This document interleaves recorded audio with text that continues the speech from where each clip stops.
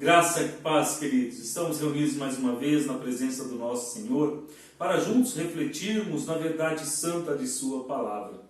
E nesta oportunidade daremos continuidade à exposição do capítulo 15 da primeira epístola do apóstolo Paulo aos Coríntios, ocasião em que ele informa aqueles irmãos ou fala àqueles irmãos acerca da importância da ressurreição. Acompanhe comigo a leitura dos versos de 1 a 11. Irmãos, venho lembrar-vos o evangelho que vos anunciei, o qual recebestes e no qual ainda perseverais. Por ele também sois salvos, se retiverdes a palavra tal como vô-la preguei, a menos que tenhais crido em vão. Antes de tudo vos entreguei o que também recebi, que Cristo morreu pelos nossos pecados, segundo as Escrituras, e que foi sepultado e ressuscitou ao terceiro dia, segundo as Escrituras. E apareceu a Cefas, depois aos 12. Depois foi visto por mais de 500 irmãos de uma só vez, dos quais a maioria sobrevive até agora, porém alguns já dormem. Depois foi visto por Tiago, mais tarde por todos os apóstolos. E afinal, depois de todos, foi visto também por mim, como por um nascido fora de tempo. Porque eu sou o menor dos apóstolos, que mesmo não sou digno de ser chamado apóstolo, pois persegui a igreja de Deus. Mas, pela graça de Deus, sou o que sou, e a sua graça que me foi concedida não se tornou vã. Antes, trabalhei muito mais do que todos eles. Todavia, não eu, mas a graça de Deus comigo. Portanto, seja eu ou sejam eles, assim pregamos e assim crestes. Queridos, como vimos anteriormente, o apóstolo Paulo escreve esta carta aos Coríntios com o propósito de orientar aqueles irmãos sobre diversas e controversas questões da vida cristã, solucionando inclusive questões de ordem doutrinária e teológica. E quando chega ao capítulo 15, Paulo precisa tratar de uma questão que é o ponto nevrálgico de todo o Evangelho, a ressurreição. Isto porque, influenciados pela filosofia grega, alguns daqueles crentes estavam negando que a ressurreição do corpo fosse possível. E isso nos é dito no verso de número 12. Ora, se é corrente pregar-se que Cristo ressuscitou dentre os mortos, como, pois, afirmam alguns dentre vós que não há ressurreição de mortos? Paulo, então, contesta tal pensamento, queridos, argumentando que a ressurreição de Cristo não é mera especulação humana ou uma invenção, uma teoria religiosa, senão o próprio Evangelho. E isso ele faz nos versos 1 e 2, quando ele chama os coríntios de volta ao Evangelho. Irmãos, venho lembrar-vos do Evangelho que vos anunciei, o qual recebestes e no qual ainda perseverais. Por ele também sois salvos, se retiverdes a palavra tal como vô-la preguei, a menos que tenhais crido em vão. Para Paulo, a ressurreição e o Evangelho estão tão interligados, tão jungidos, tão conectados, que se tornam a mesma coisa. Para Paulo não há como olhar para o Evangelho sem ter em mente a ressurreição. Ou seja, para Paulo, sem a ressurreição não há Evangelho. Sem a ressurreição é inútil a pregação, é inútil a fé. De forma que, para Paulo, a morte e a ressurreição de Cristo são fatos não inventados, não criados pelo homem, mas preditos na própria Escritura Sagrada. Veja, por favor, os versos 3 e 4. Antes de tudo, vos entreguei o que também recebi, que Cristo morreu pelos nossos pecados, segundo as Escrituras, e que foi sepultado e ressuscitou ao terceiro dia, segundo as Escrituras. Ao que parece, queridos irmãos, o apóstolo Paulo está citando aqui pelo menos uma parte ou um pequeno trecho de um credo da igreja primitiva. Um credo muito conhecido dos cristãos primeiros, o qual ressaltava o cerne do Evangelho, a ressurreição. E para que haja ressurreição, obviamente é necessário que haja a morte. É necessário que alguém tenha morrido para que depois seja ressuscitado. E Paulo faz questão de asseverar que neste caso Cristo foi quem morreu, e morreu pelos nossos pecados. E quando ele faz tal afirmação, ele usa o vocábulo grego hiper, o qual expressa a ideia de substituição. Ou seja, a informação trazida ou transmitida pelo apóstolo é que Cristo não apenas morreu por nossa causa, mas em nosso lugar. Assim, a morte de Cristo foi uma morte vicária, uma morte substitutiva. De modo que ela tem implicações tanto legais quanto penais. Há implicações sérias aqui, pois ao morrer vicária e substitutivamente na cruz, Jesus assumiu a nossa culpa diante de Deus, e por essa razão somos declarados justos diante do tribunal divino. De sorte que, como ele próprio, ou seja, o próprio apóstolo Paulo afirma em Romanos 8:1, agora, pois, já nenhuma condenação há para os que estão em Cristo Jesus. E isto aconteceu assim, queridos irmãos, porque somente um Redentor divino humano poderia realizar tal ato, visto que somente um Redentor divino poderia cumprir perfeita e plenamente a lei de Deus, satisfazendo completamente a justiça divina. Por outro lado, somente um Redentor humano poderia efetivamente nos representar diante do Criador, arcando moral, física e espiritualmente com as consequências do pecado do seu povo, cumprindo plenamente todas as exigências da lei de Deus. Somente um Redentor divino humano seria capaz de redimir completamente as nossas vidas. Seria capaz de nos justificar diante do Senhor das nossas vidas. Mas Paulo não para por aí. Ele afirma ainda que Cristo foi sepultado e ressuscitou ao terceiro dia, segundo as Escrituras.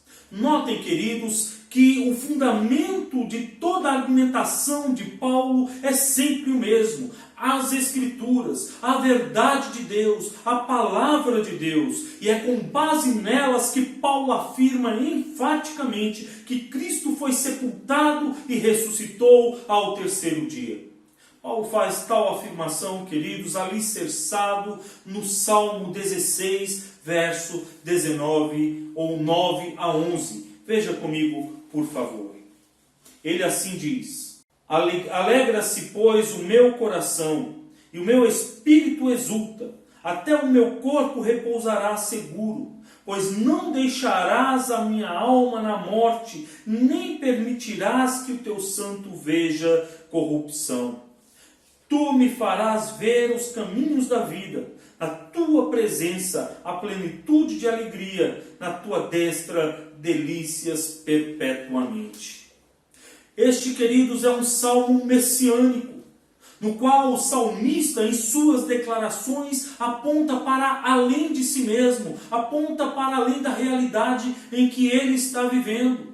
Ele aponta para Jesus Cristo, o Redentor divino, o Messias prometido, aquele que viria para redimir o seu povo dos seus pecados.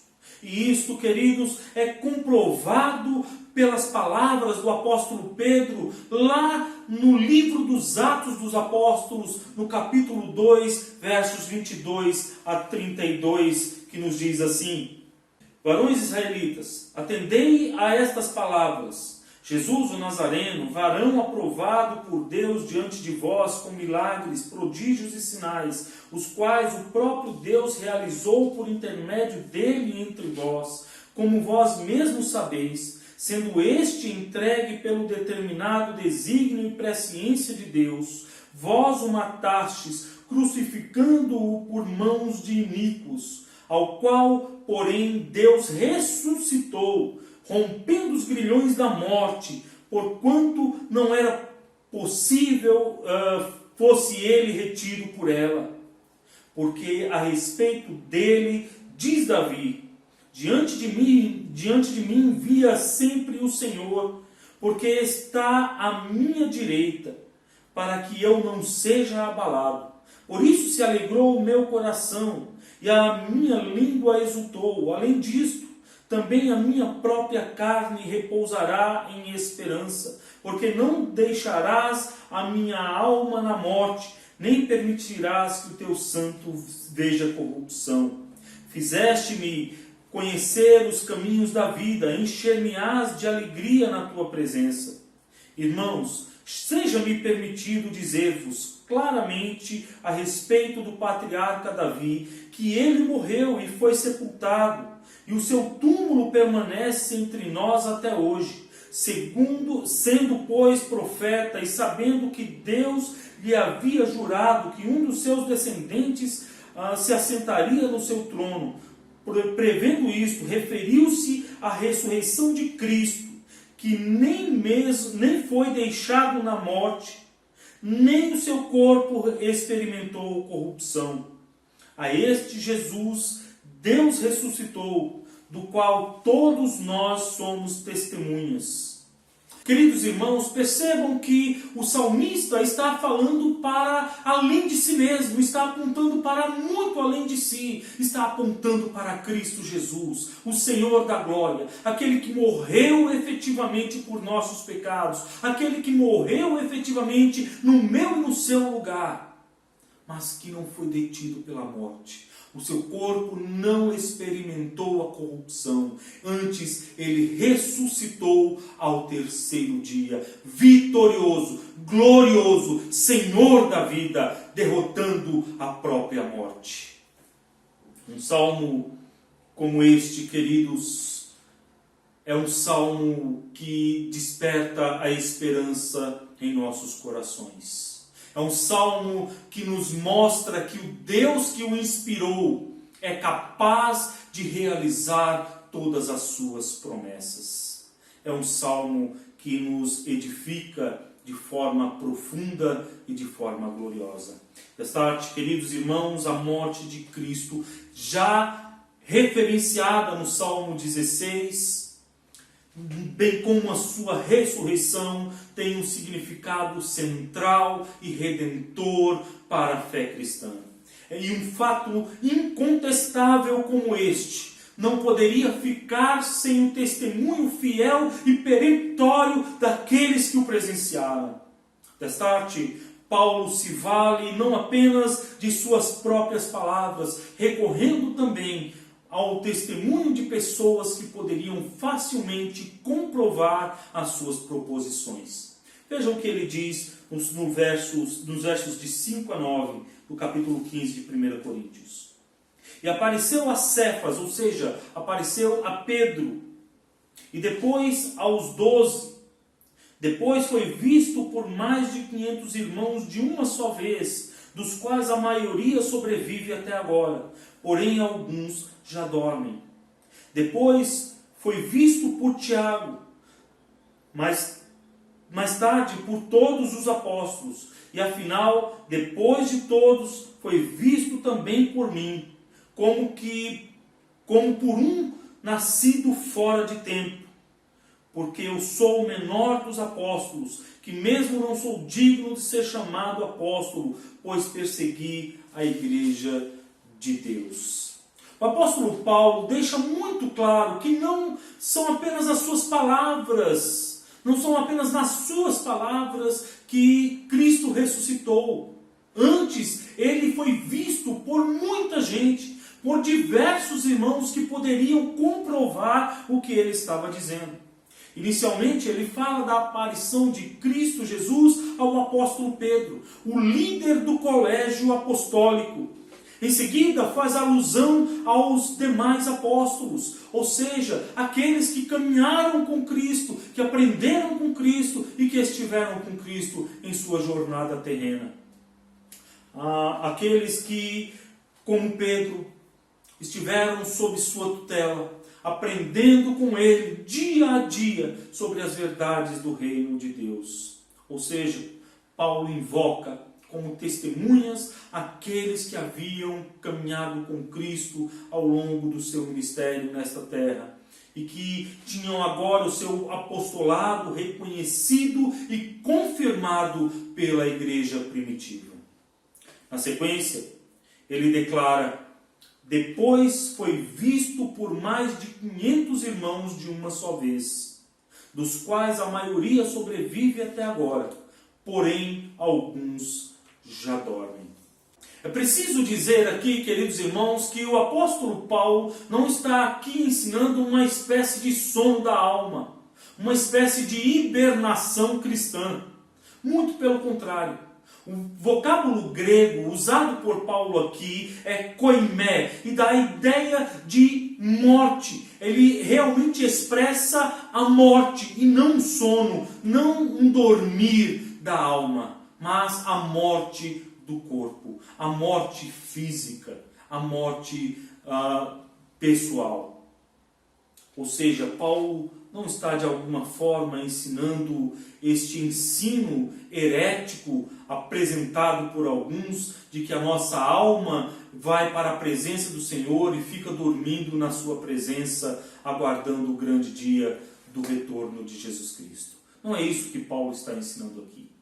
Mas, voltando para a sua proposição inicial, ou seja, de que Cristo ressuscitou e de que nós também ressuscitaremos, e mais que isso, que há muitas testemunhas da morte e ressurreição de Cristo Jesus, Paulo então apela para o testemunho de Tiago, irmão de Jesus Cristo, a quem o próprio Senhor apareceu. A esse respeito, queridos, devemos lembrar ainda que Tiago, assim como os demais irmãos e irmãs de Cristo Jesus, não criam nele, não aceitavam o seu testemunho. E isso está registrado no capítulo 3 do Evangelho de Marcos e no capítulo 7 do Evangelho de João. Aliás, no capítulo 3, verso 21 de Marcos, é relatado que os irmãos de Jesus, ou os parentes de Jesus, foram prendê-lo, porque acreditavam que ele estava fora de si, que ele havia ficado louco, que ele havia perdido o seu juízo. Mas agora, após comprovar a ressurreição e testemunhar a ascensão de Cristo aos céus, Tiago não apenas se torna um crente fervoroso, mas também um dos pilares da igreja primitiva, um dos pilares do cristianismo primitivo. E isto pode ser visto no capítulo 2, verso 9 da epístola de Paulo aos Gálatas, quando ele diz: e quando conheceram a graça que me foi dada, Tiago, Cefas, ou seja, Pedro e João, que eram reputados colunas, me estenderam a mim e a Barnabé a destra da comunhão. Paulo afirma ainda, queridos, que depois que o Senhor Jesus Cristo fora visto por todos os apóstolos. E é importante esclarecer aqui que talvez Paulo não esteja se referindo aos apóstolos que inicialmente acompanharam Jesus Cristo, que estiveram caminhando com Cristo ali, mas a todos aqueles que eram discípulos de Cristo de uma forma ampla, de uma forma geral, aqueles que aprenderam com Cristo e que foram enviados por Jesus a proclamar o Evangelho. Nesse sentido, basta olharmos para o capítulo 10 do Evangelho de Lucas e perceberemos que Jesus manda 70 de seus discípulos a pregarem o Evangelho. E talvez Paulo aqui esteja se referindo justamente a essas pessoas que foram comissionadas pelo Senhor para proclamar a verdade da salvação, visto que o termo apóstolo significa mensageiro. E provavelmente é nesse sentido que Paulo está falando a todos os apóstolos. É como se estivesse dizendo: se não acreditam em mim, procurem esses irmãos e perguntem a eles se o que eu digo não é verdade. Pois eles são testemunhas oculares das minhas declarações. Eles são testemunhas oculares daquilo que eu estou lhes dizendo. Eles testemunharam ocularmente o que eu estou falando a vocês agora. Por fim, Paulo fala de sua própria experiência na estrada de Damasco, onde após ver o Cristo ressurreto, a palavra viva, o Deus encarnado, tem a sua vida completamente transformada e seu status de perseguidor do Evangelho mudado para pregador do Evangelho, anunciador das boas novas. Veja o que ele diz nos versos de 8 a 10. E afinal, depois de todos, foi visto também por mim, como por um nascido fora de tempo, porque eu sou o menor dos apóstolos, que mesmo não sou digno de ser chamado apóstolo, pois persegui a igreja de Deus. Mas, pela graça de Deus, sou o que sou, e a sua graça que me foi concedida não se tornou vã. Antes trabalhei muito mais do que todos eles. Todavia, não eu, mas a graça de Deus comigo.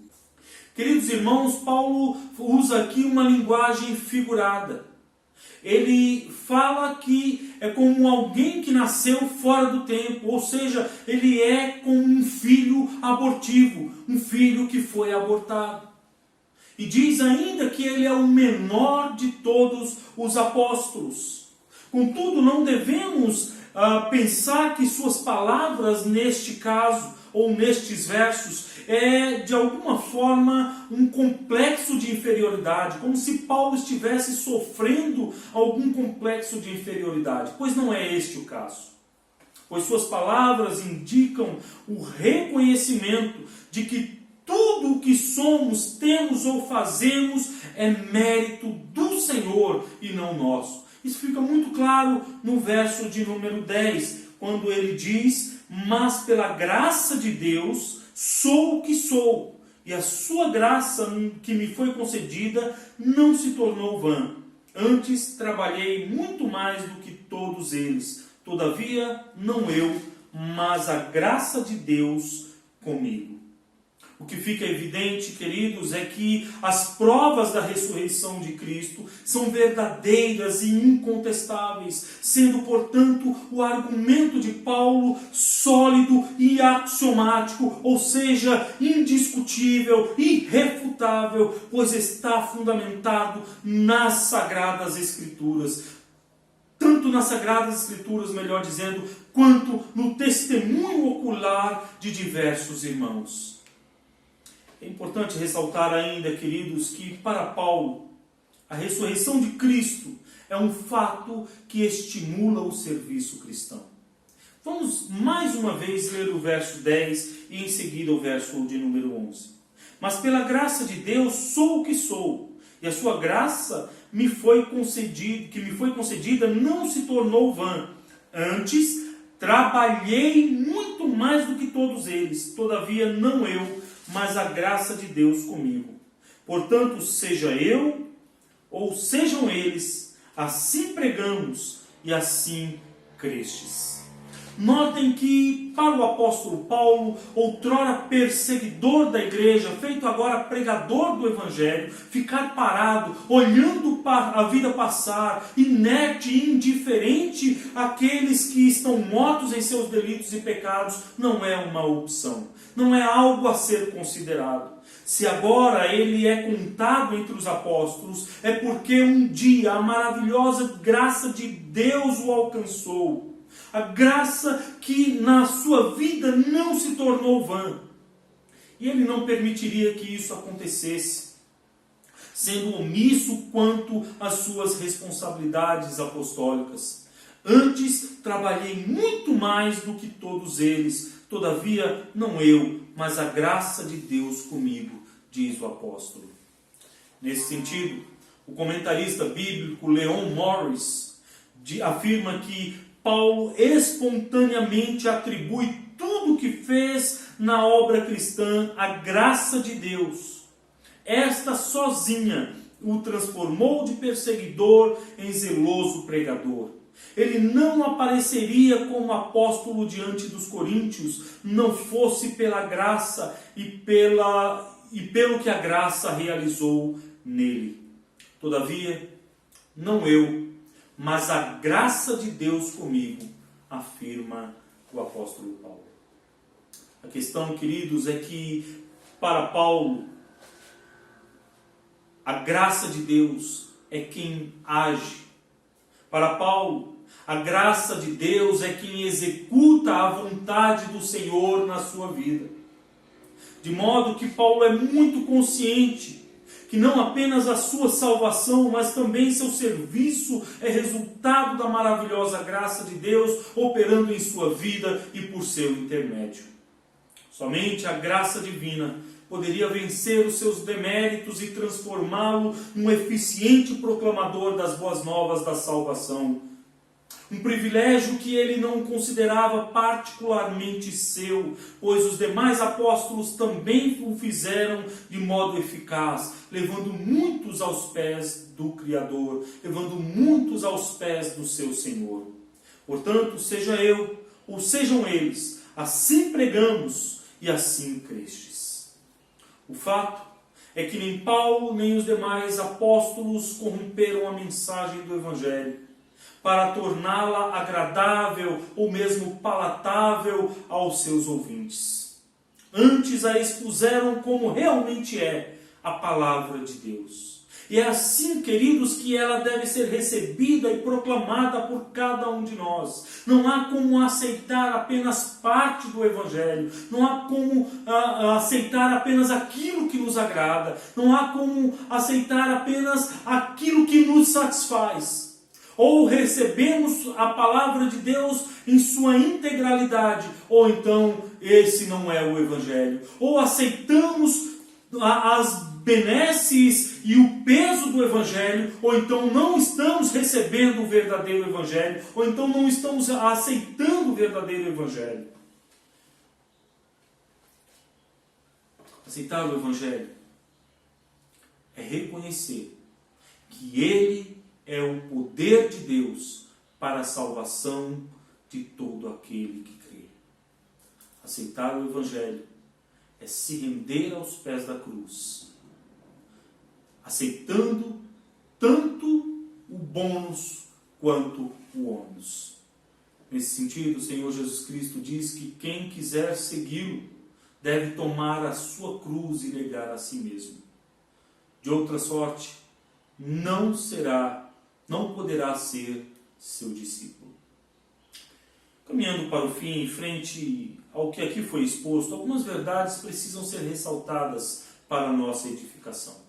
Em primeiro lugar, queridos, as Sagradas Escrituras não são resultado de conceitos humanos ou de alguma religião fanática.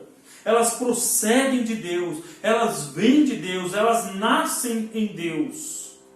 Assim sendo, devemos nos submeter integralmente a elas, pois são a voz de Deus a nos falar a cada dia, são a voz de Deus a nos falar a cada instante, são a voz de Deus a nos orientar e nos conduzir pelo caminho certo, a nos orientar e conduzir no caminho da salvação. Em segundo lugar, precisamos honrar o maravilhoso sacrifício de Cristo por nós, santificando nossas vidas na obediência à sua palavra, a qual afirma que Cristo de fato morreu, mas não foi vencido pela morte. Ele ressuscitou e um dia voltará para nos buscar, conforme prometeu. Nesse sentido, John Owen afirmou corretamente que a morte morreu na morte de Cristo.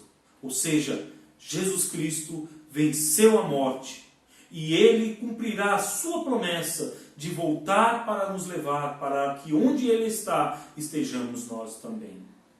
Em terceiro lugar, queridos, nossas obras não são resultado de nossa bondade ou honradez, senão fruto da maravilhosa graça de Deus em nossas vidas. Portanto, toda glória deve ser dada somente a Ele, pois tudo vem dEle e existe para a glória dEle. Tudo que somos, tudo que temos, tudo que fazemos, deve ser para a glória do Senhor, deve existir unicamente para engrandecer e honrar o Senhor das nossas vidas. Caso contrário, tudo perde o sentido, tudo perde a razão de ser. Nada fará sentido em nossas vidas. Em quarto e último lugar, não podemos e não devemos tornar vã a graça de Deus a nós dispensada. Somos sendo omissos quanto à nossa responsabilidade cristã, sendo omissos com a nossa vida cristã, sendo omissos com a palavra de Deus. Destarte, devemos anunciar a cada dia as boas novas da salvação, tal como elas foram registradas nas Sagradas Escrituras, sem flexibilizar sua denúncia contra o pecado, sem flexibilizar a sua denúncia contra os maus feitos dos homens, mas demonstrando com amor e misericórdia a bondade de Deus para com o homem, enviando Cristo Jesus para morrer por nossos pecados, para pagar o preço pelas nossas vidas. Que o Deus bondoso, Deus misericordioso e amoroso, a quem nós servimos, seja honrado sempre em nosso viver. E que tudo que fizermos, seja por palavras ou seja por obras, seja sempre para a glória desse maravilhoso Senhor. Amém.